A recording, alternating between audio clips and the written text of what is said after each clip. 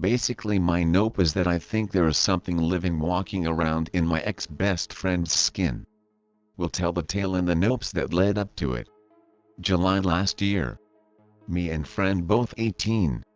Decide to go camping for a week.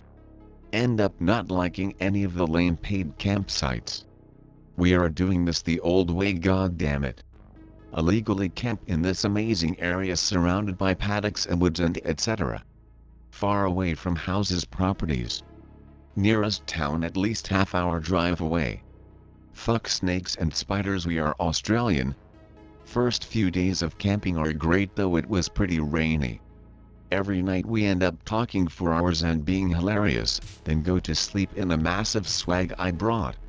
The place is great, but for some reason we stick together. It made me uneasy to be alone, and for some reason we always made sure we were within viewing distance of one another. One night we ended up huddled in fear. Can hear something walking around the fucking swag. Walks around us for hours while we both nope JPG the fuck out. Hear fucked up screech from a distance. Noise like wine going past really fast and footsteps stop. We're camped in a clearing, no one can get through the trees like that / hasn't this whole time. My friend laughs. Haha, holy fucking on. That was scary as fuck. End up eventually going to sleep but wake up at noon. Next day. I'm cooking. Oh shit, we need more firewood. Can't leave this food because it'll burn really fast. My friend volunteers. Duh. First time one of us has gone into the wooded area alone. Friend pauses before going in, finally summons some fucking courage and disappears from sight. I'm a fucking master chef. Not wearing my watch, but it's been like an hour. I'm nearly done cooking this stuff. Assume they're taking a shit, I'll give that fucker some privacy. Fire begins to fail, so I have to ninja get some wood and finish the meal. Eventually I realize maybe inbred fuckers have raped and eaten my friend. Damn it, I spent ages cooking this meal. Am willing to avenge at the risk of being raped and eaten myself. Grab big ass knife, rifle, torch, and a bite of my delicious damper. Walk into woods yelling for friend. Feel something watching me. Beginning to get scared but not about to admit that. Come out, you fucker, it doesn't take that long to shit. See someone in woods in front of me. Hear my mate laugh. Hear screech behind me. Oh fuck, nope, JPEG. Sprint that shit straight towards where I saw my friend. That fucker is unarmed. Be running, lose sight of friend. Call out to him. Motherfucker, if you're dead I will kill you. End up breaking through wooded area into a paddock. Aw shit, JPEG. See something move in woods across the paddock. Looks big. Bigger than me. Considers how many bullets I have. Probably not enough. Hi, nope. Run back through woods. Get through to campsite. My friend is sitting there wearing a change of clothes.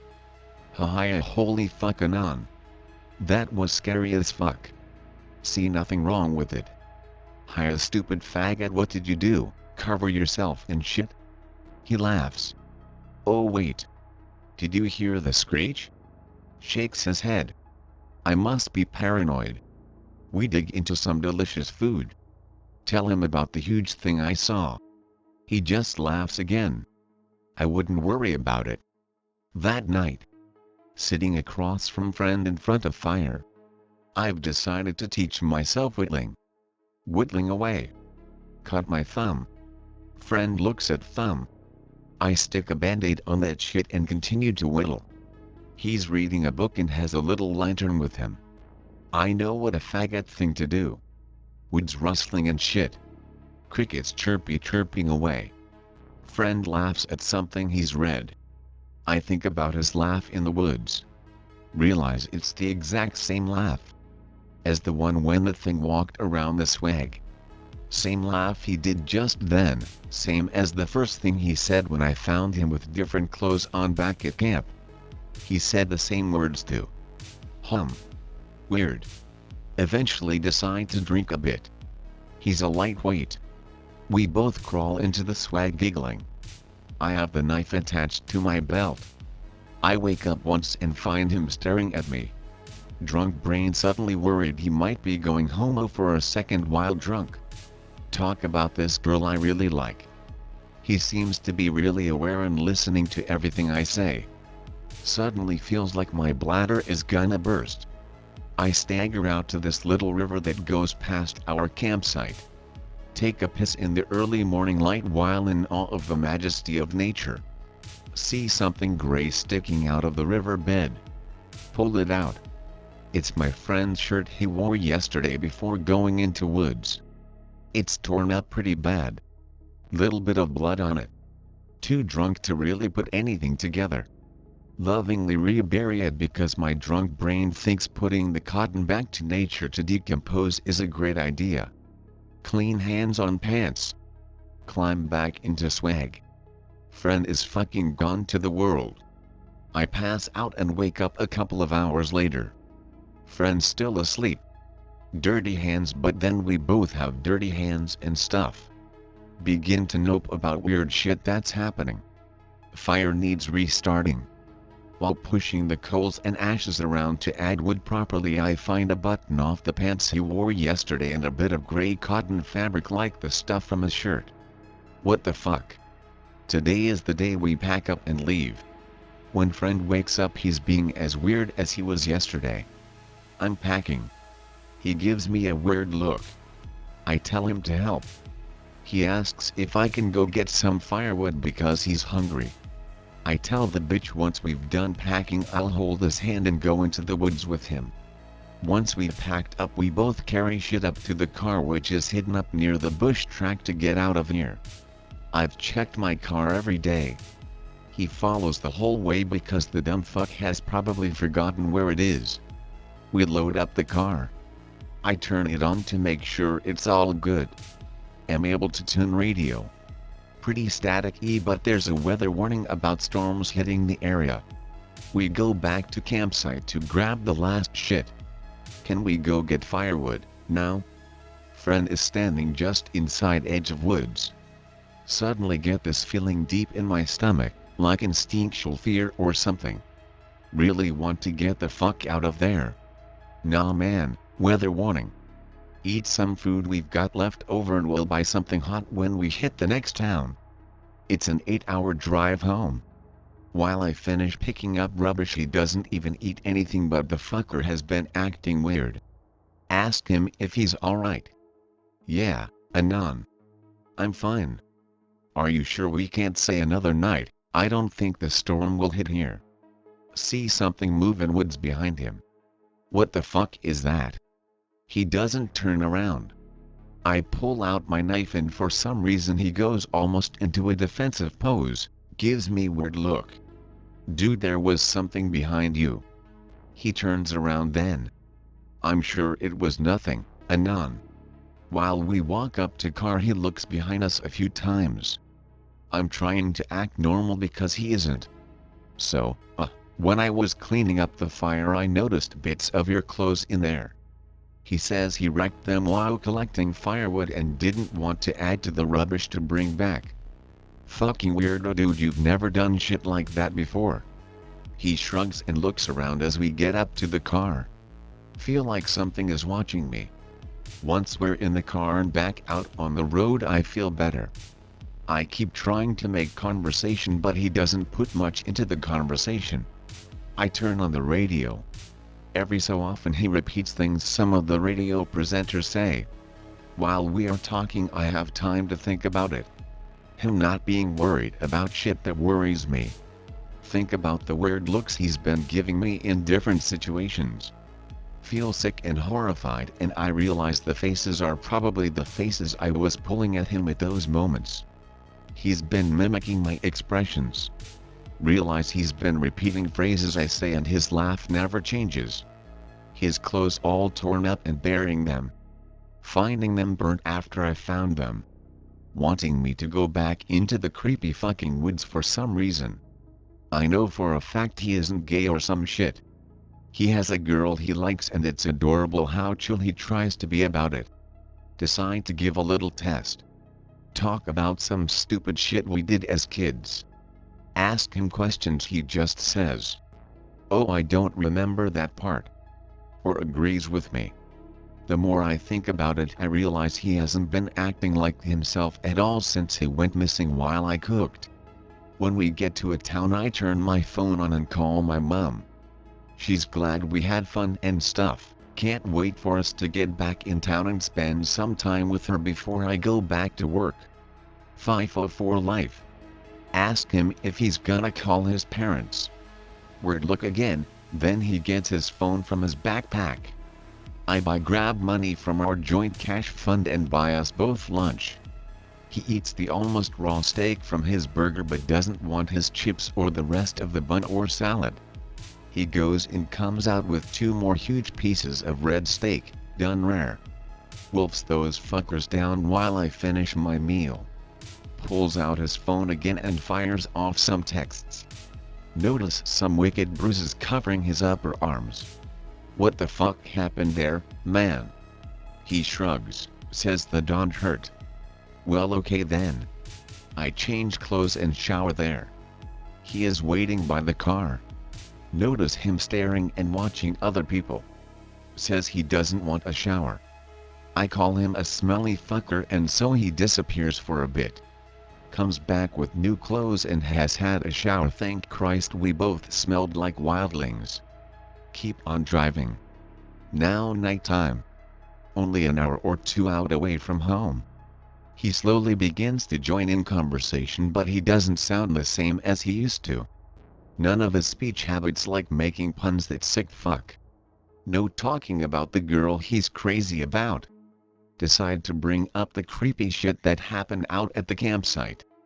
I swear I thought about shooting at that horse or whatever that big thing was, but then I decided I liked my chances of not knowing. He laughs.